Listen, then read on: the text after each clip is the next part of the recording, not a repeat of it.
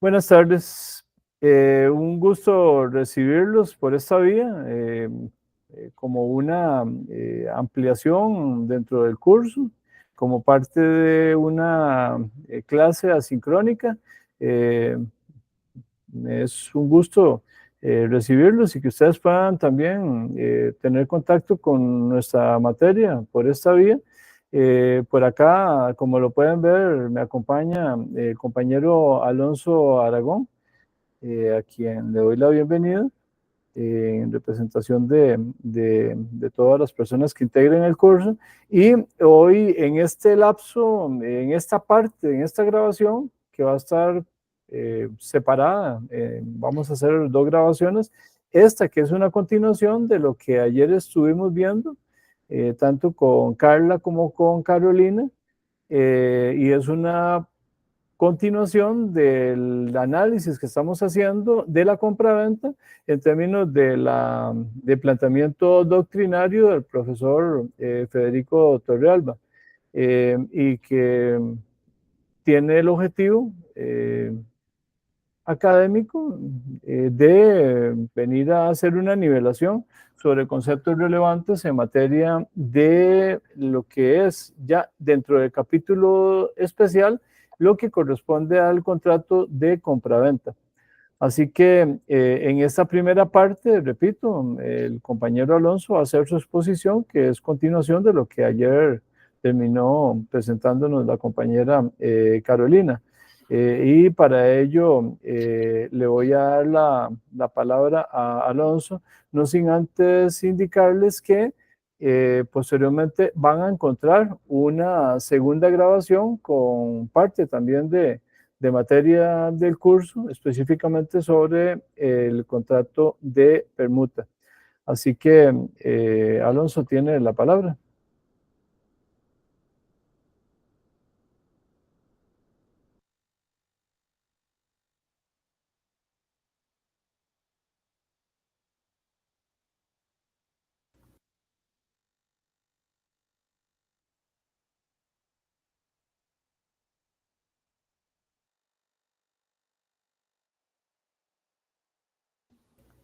Ya puede iniciar, Alonso. Gracias. Bueno, sí, muy buenas tardes, profesor, y buenos días, tardes o noches a los compañeros, ahora que están viendo esta grabación. Me corresponde hacer una breve presentación sobre la parte introductoria del libro Contratos Especiales, Civiles Mercantiles y de Propiedad Intelectual del profesor Federico Torrealba. Bueno, ya hubo dos presentaciones previas. Entonces, lo que voy a hacer es seguir en la misma línea introductoria del tema de la compraventa con los siguientes subtemas. Va a ser esencialmente un repaso sobre algunos conceptos y divisiones dentro de la compraventa que ya hemos visto en el primer semestre. Muchos ya los hemos estudiado, ya han sido evaluados y la cuestión. Entonces va a ser más que todo un repaso, por eso no me voy a detener a explicar demasiado sobre ellos. Cuando sean elementos nuevos lo voy a comentar un poco, pero más que todo es para refrescar, es un repaso sobre lo que les estoy diciendo de la compraventa. Para iniciar tenemos el traslado de los riesgos, que ya lo había mencionado anteriormente. Tenemos el traslado de los riesgos como esa distribución de pérdidas posibles o potenciales entre las partes contratantes en caso de que haya, o haya imposibilidad de que alguna de las partes pueda llevar a cabo su contrato. Puede ser también por eventos externos como caso fortuito o fuerza mayor. Generalmente, la revisión civilista en Costa Rica es de prioridad el principio res perit domino. Ese es el que se utiliza por antonomasia, el básico. En cuanto cosa perece para su dueño, básicamente al nosotros tener una compraventa consensual, según el artículo 1049, en el cual la venta es perfecta entre las partes desde que acuerden en cosa y precio, una vez que A y B acuerdan cosa y precio, es decir, compro un vehículo a tal precio, ya la venta queda perfecta y por eso se da el traslado del dominio inmediatamente. Apenas hay acuerdo, hay traslado del dominio. Pese a que la entrega efectiva, es decir, ya la posesión material, pueda darse en otro. El traslado de los riesgos se pasa con el dominus. Claro ejemplo típico y viene en el libro es si yo compro un carro, me pongo de acuerdo con el dueño,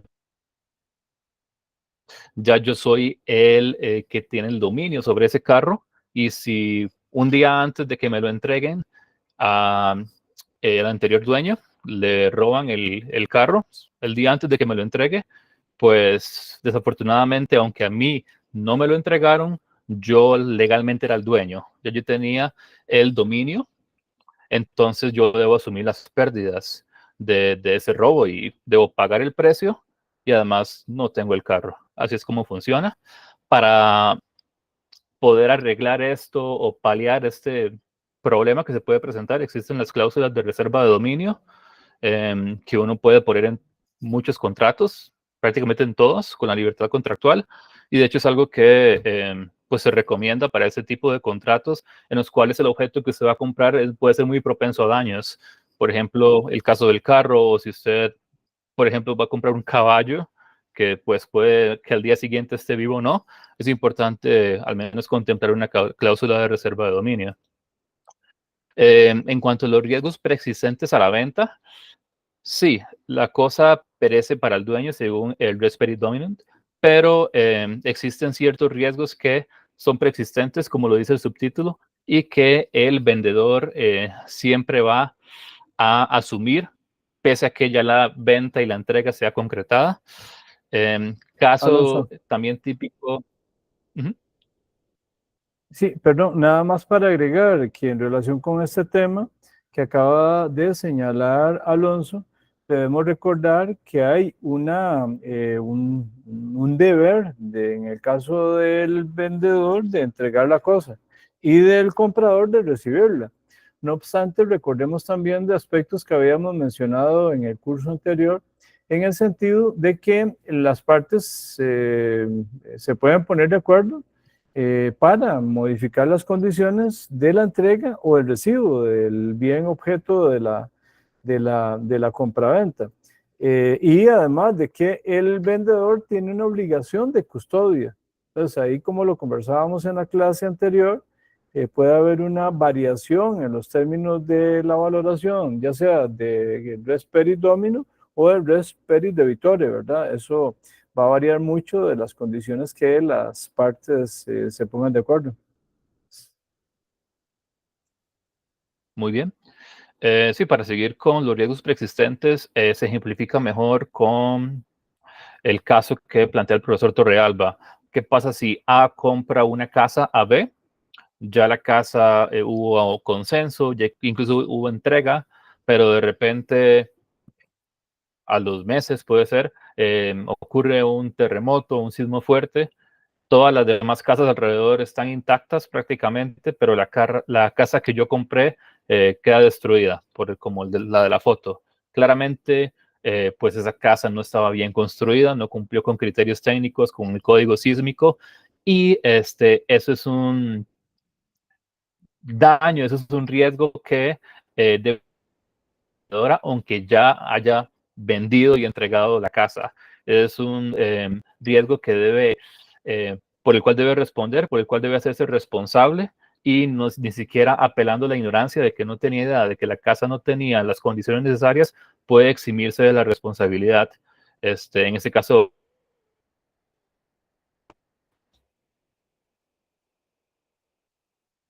como lo mencioné, aquí viene dice, es irrelevante a los fines de la aplicación de las reglas de distribución de pérdidas por vía de teoría de los riesgos que el vendedor conociera o no del vicio. Ahí no importa si el vendedor sabía o no, o que debiera saberlo en virtud de su condición de vendedor profesional.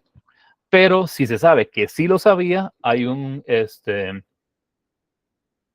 que puede agravar la situación para ese vendedor. Eso es algo que se conoce como dolo por reticencia del vendedor. Eso es cuando el dolo es nocivo y puede constituir un hecho de responsabilidad civil. En cuanto a las obligaciones del vendedor, pues hay varias, las enumero brevemente. Conservar la cosa enajenada y no entregada, como la diligencia de un buen padre que menciona el artículo 698 del Código Civil. Entregar la entrega conforme en identidad, calidad y cantidad. Con respecto a esto existe la acción quanti minoris, que ya hemos visto y que en breve voy a repasar. También está la obligación de expedir, suscribir y entregar el título traslativo y los demás documentos de la venta. Está la entrega de los accesorios, tanto materiales como jurídicos. Garantizar el saneamiento y la evicción, información y seguridad, brindarla, y contribuir a los gastos de traspaso. Un traspaso, ¿verdad? En cuanto a la actio quanti minoris, que ya la vimos, pero no quería dejar de mencionarla, simplemente para recordarla, en cuanto a esas obligaciones, básicamente tiene el establecimiento de un equilibrio sinagmático entre el precio y la medida. Pasa cuando compro clásico un terreno y por ahí las medidas reales no corresponden con las medidas que yo tenía acordadas en el contrato. Ante eso, puede realizarse la actio quanti minoris y solicitar pues una indemnización, tanto de un lado como del otro, ¿verdad? Para poder pues equilibrar las condiciones y que el pago que yo hice se corresponda con lo que yo recibí efectivamente. No es necesario probar ningún tipo de elemento subjetivo respecto a esto, por ejemplo, el dolo del vendedor o el error del comprador. Simplemente si existe objetivamente un error,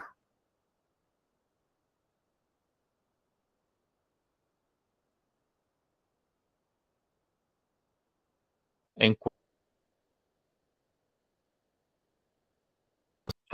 brevemente lo menciono. El 1075 menciona que los accesorios fácticos a entregar son, por ejemplo, llaves de los edificios o los aumentos que haya tenido ese bien que yo le haya hecho antes de entregarlo o los frutos producidos. Y sobre accesorios jurídicos tenemos, por ejemplo, en el caso, perdón, de venta o cesión de un crédito, como lo menciona en 1109, los accesorios serían fianzas, prendas y es lo que se menciona esencialmente. Más de ello no hay mucho en realidad, la ley es omisa, pero esos son algunos de los accesorios jurídicos que se traspasan con la venta de algunos bienes. También se encuentra la de vicios ocultos en general. Este tema también lo vimos anteriormente en el previo semestre, lo repaso muy brevemente. Es el artículo 1082 del Código Civil, dice, la venta no podrá ser anulada por vicios o defectos ocultos de la cosa, de los llamados redhibitorios, salvo si esos vicios o defectos envuelven error que anule el consentimiento o si hay estipulación en contrario. ¿Qué quiere decir? Que si hay un vicio oculto en un bien que yo compré, no me salió bien el televisor que yo compré, por ejemplo, o el vehículo, en todo caso.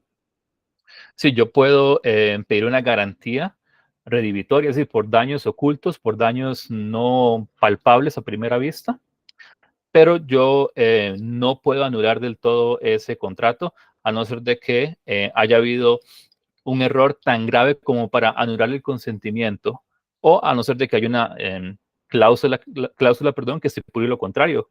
Una cláusula, las dos personas se pusieron de acuerdo y dicen que pueden anular el contrato por vicios redhibitorios. También para esto se encuentra la ley 7472, la ley de promoción de la competencia y de defensa efectiva del consumidor, en el artículo 43, y menciona el tema de la garantía de los 30 días que ya hemos visto en el semestre anterior. En cuanto a la garantía de saneamiento, pues sí, el Código Civil es omiso en cuanto a la garantía de saneamiento, salvo lo dispuesto en la acción quanti minoris. ¿Sí, profe? Sí, gracias, Alonso. No, quería nada más agregar que en relación con la acción quanti minores, recordar que es una acción de caducidad. Recordemos que comentábamos en el curso anterior que existe alguna discusión doctrinaria en el sentido de si es una acción de creación jurisprudencial o si es una acción que sí tiene regulación en el Código Civil. Eso queda abierto ahí a las posibilidades de interpretación. Yo creo que sí hay elementos como para poder sostener que se trata de una acción en carácter sustantivo en en el sustento que ya señaló Alonso, que lo que trata es de conservar un acto, un contrato, tratando de buscar un restablecimiento del equilibrio. Esa era tal vez como una observación. Y que también comentábamos que hay una diferencia entre la acción quanti minores y la acción reditoria, puesto que ya la acción reditoria tiene un sentido más de tipo sancionatorio, más de tipo de fenecimiento de la obligación contractual, ¿verdad? Del contrato en sí, con la observación, por supuesto, que señaló Alonso, pero eso es una diferencia también importante. Y en relación con la garantía sobre la adicción, que yo sé que en algún momento también lo vamos a retomar, indicar que hay una obligación importante de parte del vendedor de garantizar el goce efectivo, pacífico del objeto contractual. Entonces, estas garantías precisamente van orientadas precisamente en ese sentido. Alonso.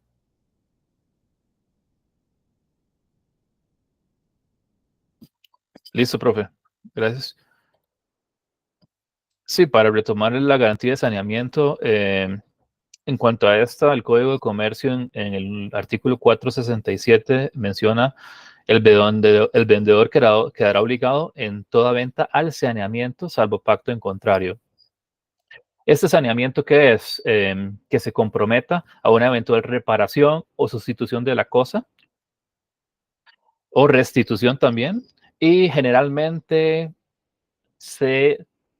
es tradición de que sea la persona vendedora la que elija con cuál alternativa responder el comprador. Si le va a dar la sustitución directamente, si la va a reparar.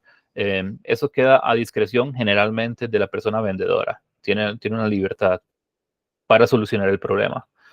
Respecto a la garantía de vicios redhibitorios, es importante mencionar que esta es renunciable, siempre que no haya abuso. Un ejemplo es cuando el comprador decide tomar el riesgo ante desperfectos ocultos, si ello le representa una ventaja, como por ejemplo un buen descuento.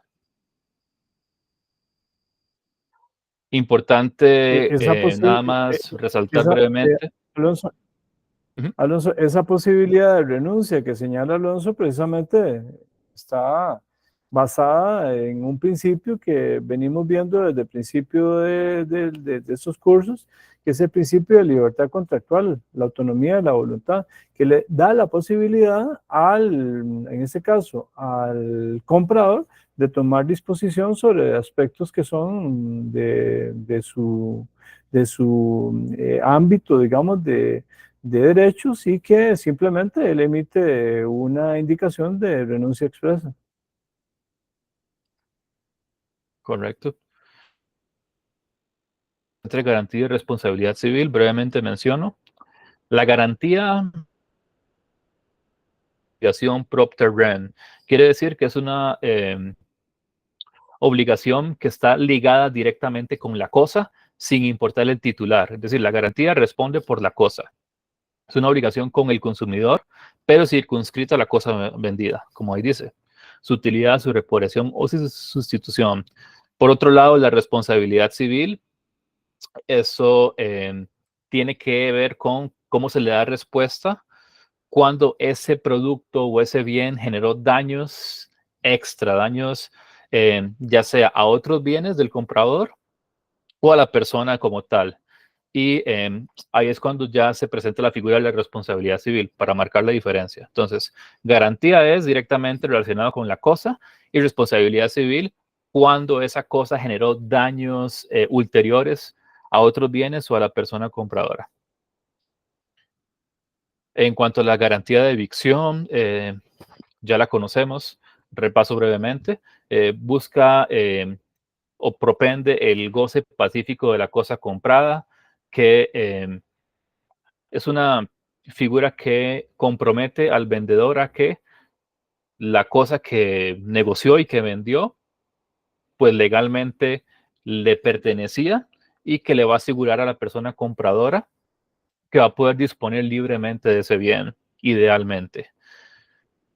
El estatuto positivo de esta garantía está en los artículos de 1034 a 1042. El 1034 menciona: todo aquel que ha transmitido a título oneroso un derecho real o personal garantiza su libre ejercicio a la persona a quien lo transmitió. La garantía de evicción es un efecto natural de los contratos traslativos onerosos. Siempre un compromiso sine qua non para los contratos traslativos onerosos. En cuanto a las obligaciones del comprador para están, pues, pagar el precio, recibir la cosa, en algunos casos conservar la cosa e informar al vendedor, y contribuir a los gastos del traspaso.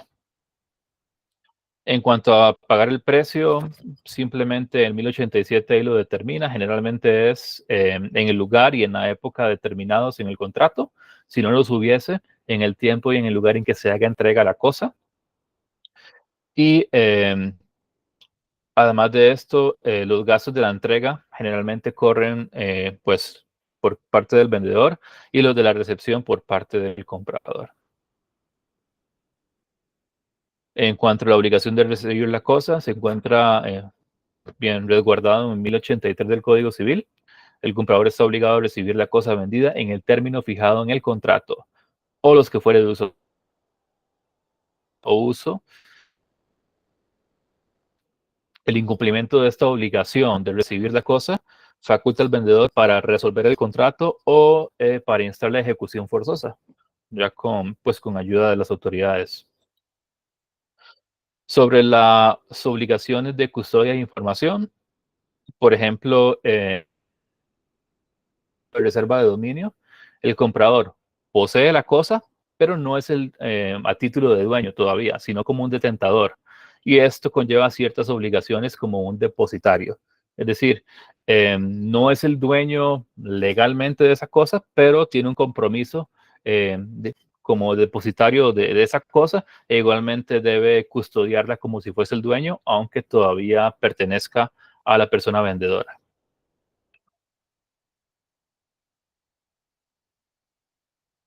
En cuanto a las acciones y remedios en la compraventa, ya para ir casi finalizando, es una lista larga de esas acciones y remedios en la compraventa.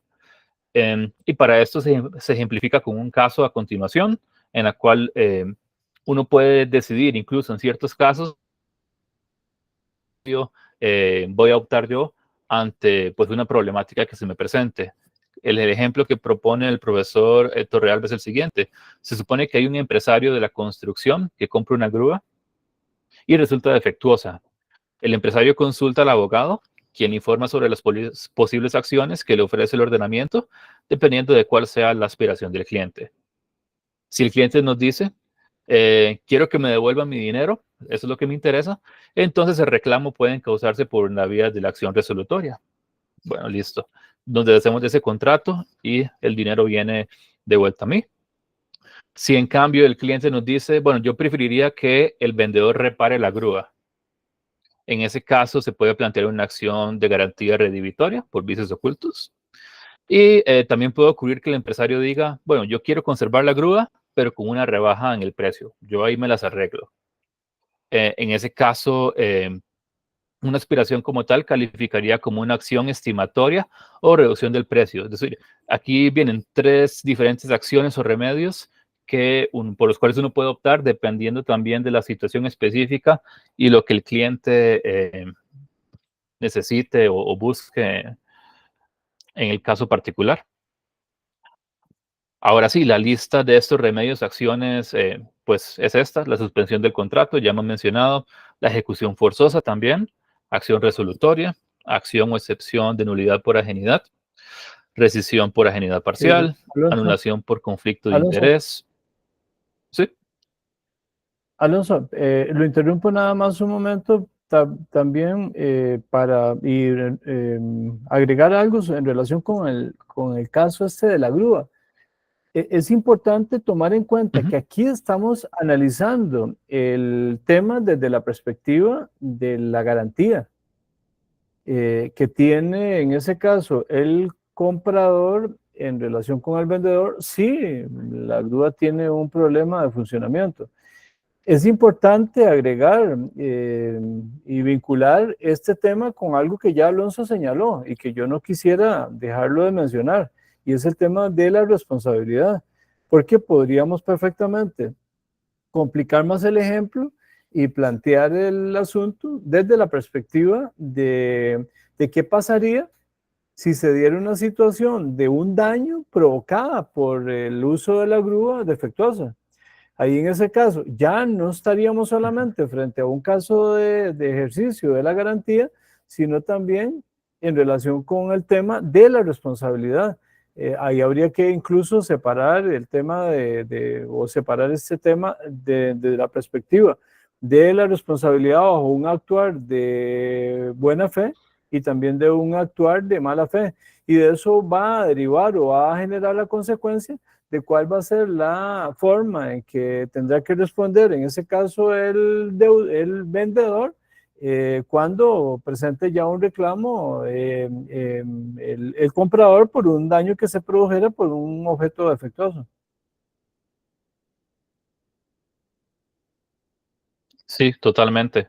Entonces, además de esas acciones, como menciona el profesor, pues si nosotros podemos comprobar que hubo un daño al consumidor, a la persona, o daños a otros bienes, culpa de ese defecto, de ese objeto que yo compré, en este caso la grúa, perfectamente, además de la acción, podemos solicitar pues responsabilidad civil o pedir que haya responsabilidad civil.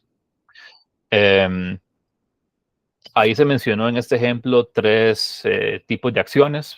La lista es más amplia, ¿verdad? Iba por anulación por conflicto de interés, que de hecho ya le explicaron brevemente las compañeras anteriormente. También está la acción rescisoria o de anulación por vicios del consentimiento. Acciones de garantía, acciones estimatorias, desistimiento pendente condicione y acciones indemnizatorias sobre responsabilidad civil, que ya hemos mencionado. Solamente voy a mencionar en qué consiste este desistimiento pendiente condicione, que la verdad no recuerdo, que ya hemos visto el semestre pasado. Algo muy sencillo, en el artículo 685 del Código Civil se señala que el enajenante, es decir, el vendedor, bajo condición suspensiva, soporta los riesgos de la cosa mientras el supuesto de hecho de la condición suspensiva no se realice. En el 686 se faculta al adquiriente, al comprador, bajo condición suspensiva, a desistir del negocio en el evento de deterioro de la cosa pendiente condiciones. Es decir, si todavía no se ha dado esa condición suspensiva que nosotros pusimos para que se concrete perfectamente, el adquiriente, si nota que hay un deterioro en la cosa antes de que se le entregue, puede simplemente desistir del negocio. Legalmente puede hacerlo.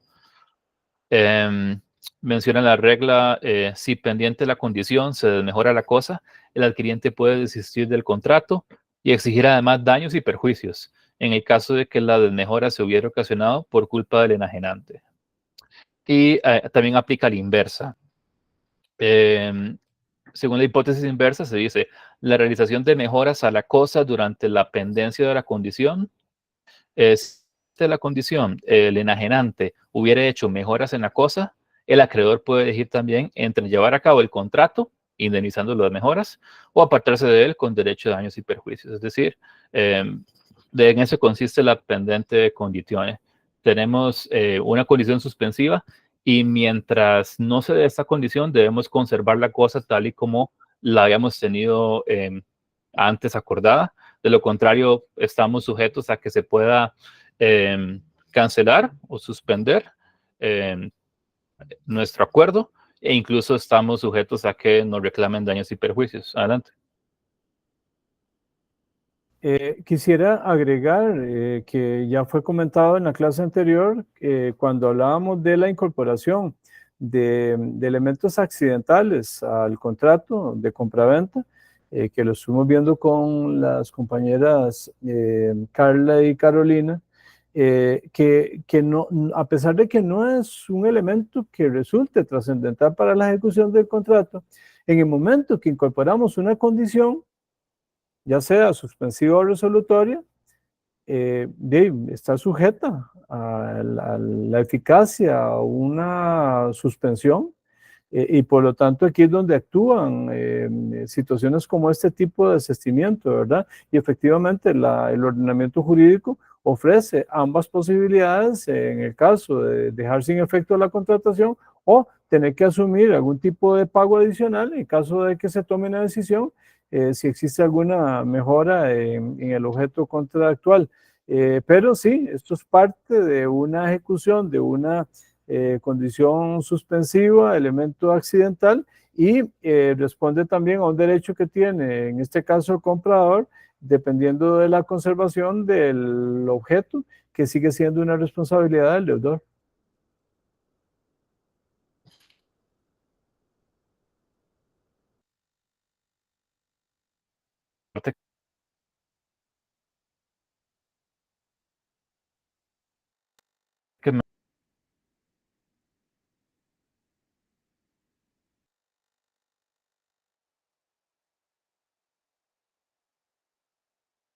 Que esta sección del libro con y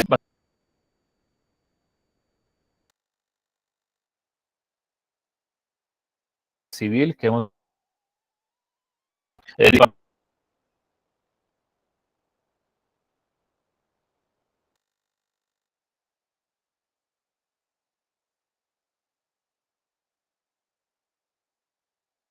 eh, Tenemos, Alonso, por ahí algún problema de conexión. Tal vez como para que no le afecte, si gusta, cierre la cámara. Tal vez para que no le afecte la... puede perfeccionarse por medio de un factor notorio. Alonso, perdón, hubo un corte en la conexión. Le decía que si gusta cierre la cámara para que no le afecte esa conexión, y tal vez que vuelva a explicar lo que se refiere a esta Firmina, porque no se le escuchó.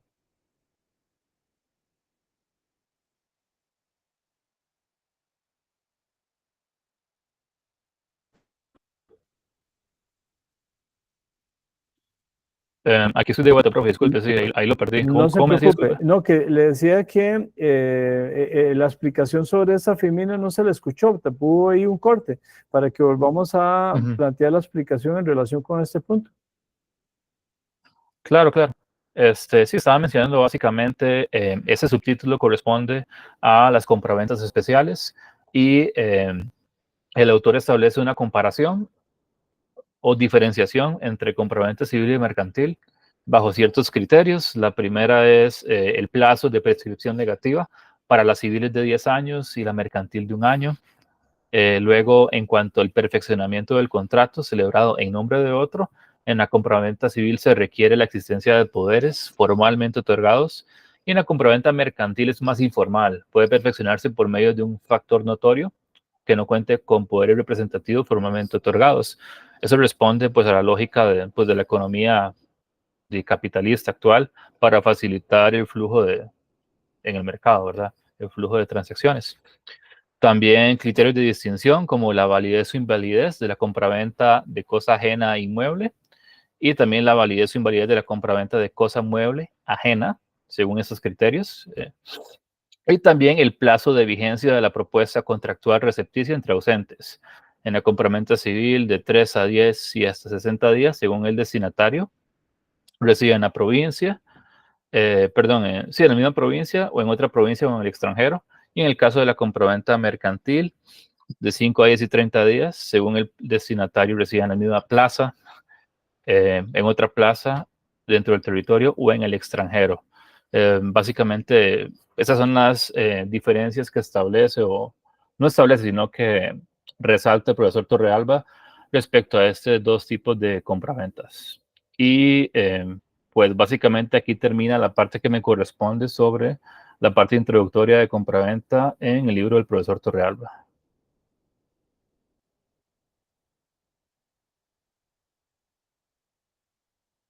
Muchas gracias, Alonso. Me parece que muy clara su presentación. Y a esto solamente nos quedaría faltando la presentación que el próximo martes tendríamos de parte de Cristina, que ya completaría esta parte de nivelación. Es importante señalar que seguimos beneficiándonos de los aportes doctrinarios de don Federico Torrealba, y que creo que es importante tener este conocimiento sobre aspectos que en forma muy detallada se refieren a esta figura importante como lo es la compraventa en todas sus diferentes dimensiones. Hasta aquí llegaríamos con esta parte, reiterando mi agradecimiento a Alonso y espero que sea de mucho provecho posteriormente cuando tengan acceso a esta grabación en función del curso y también de la vida profesional. Que estén muy bien, que tengan buen día.